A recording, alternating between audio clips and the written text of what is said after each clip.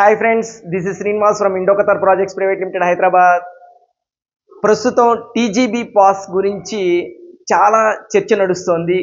ఈ టీజీబీ పాస్ని ఆధునీకరించడానికి ప్రభుత్వం కసరత్తులు చేస్తోంది.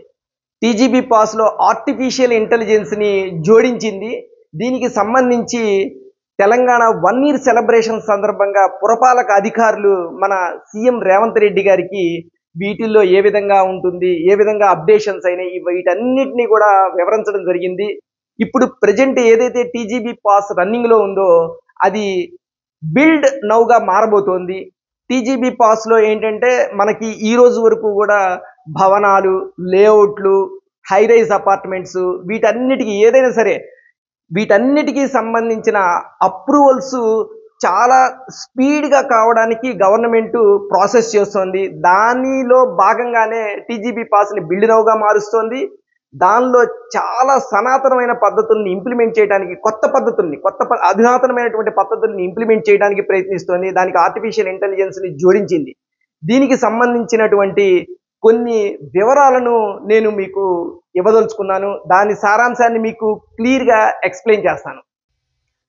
భవనాలు, లేఅవుట్ల అనుమతులు, ఆక్యుపెన్సీ పత్రాల జారీ, భూ వినియోగ మార్పిడి ఇలాంటి సేవలకు ప్రభుత్వం ఆధునికతను జోడించింది.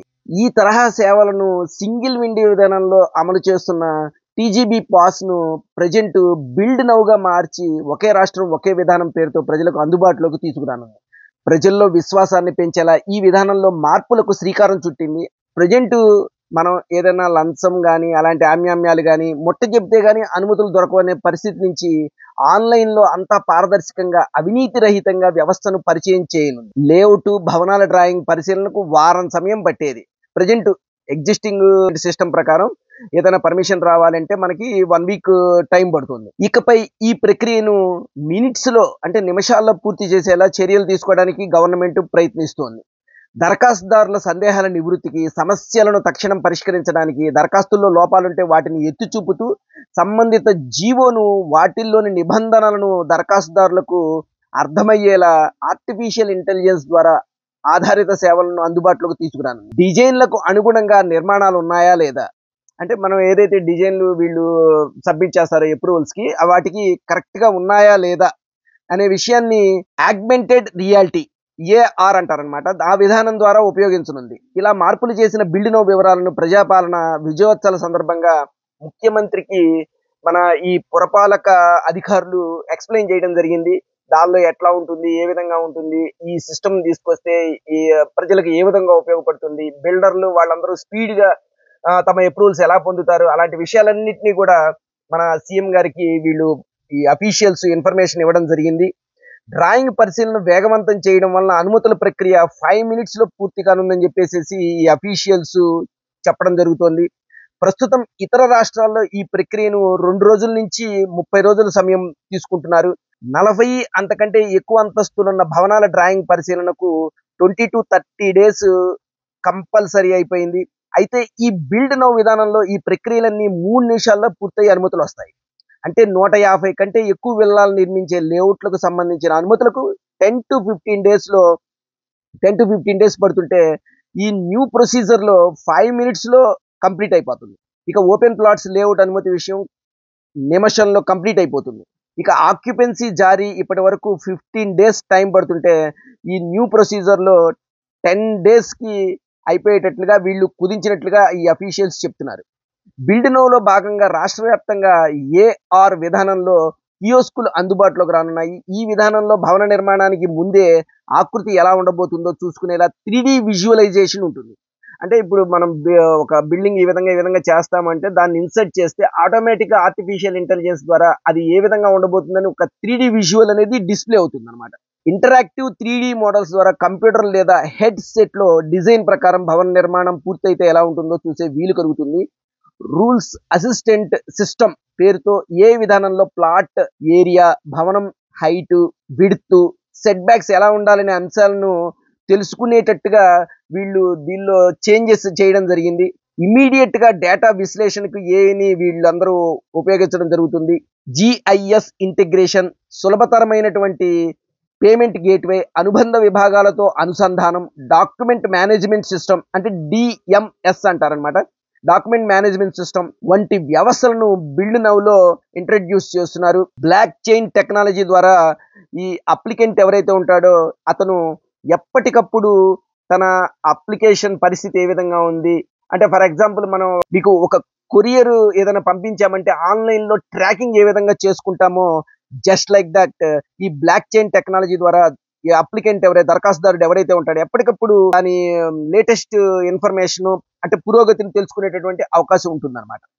ఈ విధంగా ఈ టీజీబీ పాస్ ఏదైతే ఉందో బిల్డ్ నౌగా మారి లేఅవుట్ల అప్రూవల్కి కానీ లేకపోతే హై రైజ్ అపార్ట్మెంట్స్కి కానీ బహుళ అంతస్తుల అపార్ట్మెంట్స్ అప్రూవల్స్కి కానీ వీటన్నిటికీ కూడా చాలా స్పీడ్గా నిమిషంలో 3 నిమిషాల్లో 5 నిమిషాల్లో ఇప్పుడు నేను ఏదైతే మీకు చెప్పానో ఆ విధంగా అప్రూవల్స్ రావడానికి అవకాశం ఉంది. గతంలో 20 రోజులు 30 రోజులు నెల రోజులు 2 నెలలు 3 నెలలు చాలా టైం పట్టేది. దీనిలో ఎవరి ప్రమేయం లేకుండా కూడా ఆర్టిఫిషియల్ ఇంటెలిజెన్స్ని వాడి దానిలో ఏమేమి లేకునాస్ ఉన్నాయి, ఏ జియో సర్క్యులర్ని వీళ్ళు ఫాలో కావట్లేదు అవన్నిటినీ కూడా ఒకసారి అప్లోడ్ చేసిన తర్వాత ఆటోమేటిక్గా system generated mistakes, system generated okay ఇవన్నిటిని చూపిస్తుంది.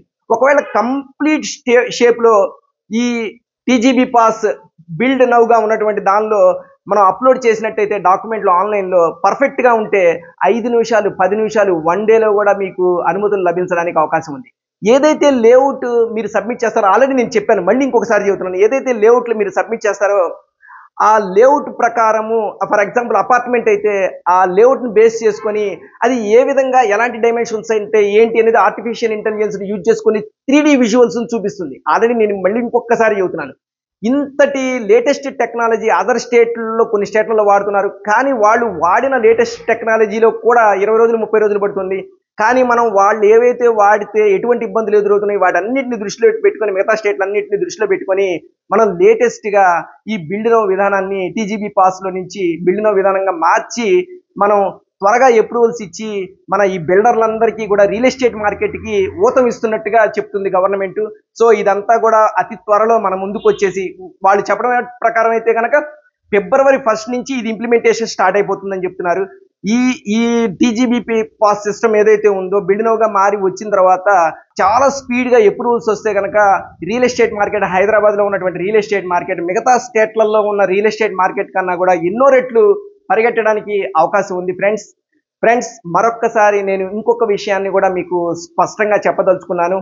హైదరాబాద్ నగరంలో రియల్ ఎస్టేట్ మార్కెట్ ఎందుకు దూసుకుపోవడానికి అవకాశాలు ఉన్నాయి, ఆల్రెడీ దూసుకుపోవడానికి అవకాశాలు ఉన్నాయంటే గవర్నమెంట్ ఏవైతే పద్ధతులు ఉన్నాయో వాటన్నిటినీ కూడా పక్క స్టేట్లలో ఎలా ఇంప్లిమెంట్ చేస్తున్నారు, వాళ్ళకి ఎటువంటి ప్రాబ్లమ్స్ వస్తున్నాయి, వాళ్ళు స్లోగా ఉండడానికి మనం స్పీడ్గా ఉండడానికి ఏ విధంగా చేస్తే మనం ముందుకెళ్తామని చెప్పేసి ఎప్పటికప్పుడు సర్వేలు చేసుకుంటూ ఎప్పటికప్పుడు టీం అదర్ స్టేట్స్కి వెళ్ళి అక్కడ ఎలా జరుగుతుందో చూసి మన స్టేట్లో ఆ లేకునాస్లన్నింటినీ ఓవర్కమ్ చేసి రెనోవేటెడ్ వేలో మన వాళ్ళు ముందంజ వేస్తున్నారు కనుక కొత్త పద్ధతులన్నింటినీ ఇంప్లిమెంట్ చేస్తున్నారు కనుక మన స్టేట్లో రియల్ ఎస్టేట్ రంగం అతి త్వరలో రానున్న రోజుల్లో ప్రజెంట్ ఉన్న ట్రెండ్ని కంటిన్యూ చేస్తూ అగ్రస్థానంలో ఉంటుందని చెప్పేసి మరొకసారి చెబుతున్నాను. ఫ్రెండ్స్, రియల్ ఎస్టేట్ మార్కెట్లో ఈ రోజున హైదరాబాద్ మార్కెట్లో ఆల్ కార్నర్స్లో ఉన్న డెవలప్మెంట్స్ కంటే కూడా గవర్నమెంట్ ఫోకస్ చేస్తున్నటువంటి శ్రీశైలం హైవేలో అత్యధికంగా పబ్లిక్ ప్లాట్స్ని కొనుగోలు చేస్తున్నారు. సో గవర్నమెంట్ ఫోకస్ చేస్తున్న ఏరియా కనుక శ్రీశైలం హైవేలో ఎవరైనా పెట్టుబడులు పెడితే ఖచ్చితంగా రానున్న రోజుల్లో వాళ్ళు ఫ్యూచర్ సిటీ అని ఆర్టిఫిషియల్ ఇంటెలిజెన్స్కి ల్యాండ్ ఎలకేట్ చేయడం కానీ వరల్డ్ ట్రేడ్ సెంటర్ అసోసియేషన్ వాళ్ళు కూడా ఒక 10 లక్షల స్క్వేర్ ఫీట్ బిల్డింగ్ని కన్స్ట్రక్ట్ చేస్తామంటున్నారు. ఎయిర్పోర్ట్ దగ్గరగా ఉంది, రేడియల్ రోడ్స్ వస్తున్నాయి, RRR కూడా శ్రీశైలం సరౌండింగ్ ఏరియాలకి దగ్గరగా ఉంది, అమంగల్లో ఉంది. సో ఇన్ని ఫెసిలిటీస్ శ్రీశైలం హైవేలో కనుక ఏర్పాటు అవుతున్నాయి కనుక ఎవరైనా సరే ఆ ఏరియాలో డెవలపింగ్ గ్రోయింగ్ ప్రాంతమైనటువంటి కడతాల ప్రాంతంలో కనుక ఇన్వెస్ట్మెంట్ చేస్తే కమింగ్ డేస్లో మంచి ఆదాయం వచ్చే అవకాశం ఉంది కనుక ఫ్రెండ్స్, కడతాల ప్రాంతంలో ఉన్నటువంటి మైసగండి ఏరియాలో ఉన్నటువంటి ఇండో ఖతార్ వారి మగధా ప్రాజెక్టు చాలా చక్కగా ఉంది. ఆ ప్రాజెక్టులో మీరు కనుక ఇన్వెస్ట్మెంట్ చేస్తే మంచి రిటర్న్స్ వచ్చే అవకాశం ఉంది కనుక ఇప్పుడు తక్కువ ఎఫోర్డబుల్ ప్రైసెస్లో ఉంది కనుక ఇప్పుడు ఇన్వెస్ట్ చేయండి. వాళ్ళు ఫస్ట్ ఫేజ్ స్టార్ట్ చేశారు, సెకండ్ ఫేజ్ థర్డ్ ఫేజ్ కూడా వాళ్ళు రావడానికి అవకాశం ఉంది కనుక ఈ ఫస్ట్ ఫేజ్లో ఉన్న ప్రైస్ సెకండ్ ఫేజ్లో ఎట్టి పరిస్థితుల్లో దొరకదు. ఫస్ట్ ఫేజ్ అనేది రోడ్డుకి సమీపంలో ఉంది, సెకండ్ ఫేజ్ వెనక్కి ఉంటుంది కనుక ప్రజెంట్ ఫస్ట్ ఫేజ్లో ఇన్వెస్ట్మెంట్ చేసిన వాళ్ళకి సెకండ్ ఫేజ్ స్టార్ట్ చేసేసరికి ఖచ్చితంగా డబుల్ ట్రిపుల్ 4 రెట్లు 5 రెట్లు కూడా అయ్యే అవకాశం ఉంది కనుక మగధ ప్రాజెక్ట్లో ఇన్వెస్ట్మెంట్ చేయండి. మరో సబ్జెక్ట్తో మరో వీడియోలో మళ్ళీ కలుసుకుందాం. Bye friends.